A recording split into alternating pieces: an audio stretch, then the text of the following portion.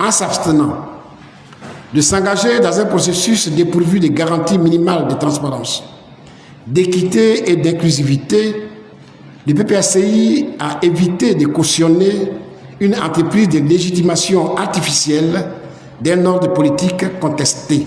En choisissant de ne pas participer, le PPACI n'a pas fait la politique de la chaise vide. Il a choisi de refuser de légitimer, à travers la fraude, une chaise déjà occupée.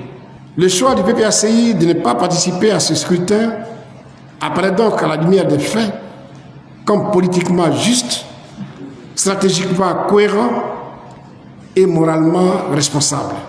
La non-participation du PPACI n'est ni un retrait, ni une démission, mais un acte politique conscient visant à dénoncer la confiscation de la souveraineté populaire et à préserver l'intégrité du combat démocratique. Notre position, au regard de ce qui précède, le PPACI réaffirme avec clarté et fermeté 1.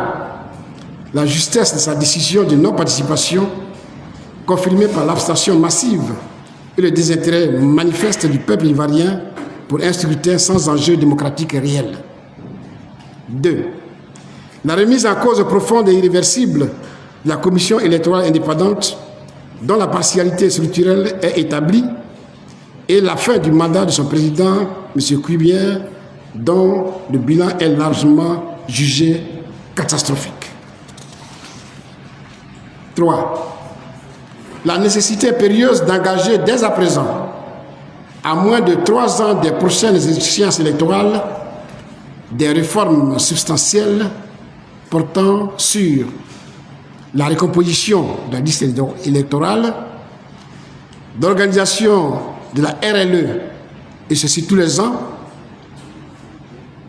l'établissement de l'état civil, la réforme de l'état civil, la réforme de la liste électorale, le découpage électoral équitable et consensuel, l'exigence non négociable, la libération immédiate de tous les prisonniers politiques qui se comptent aujourd'hui par milliers, ainsi que le retour sécurisé des exilés.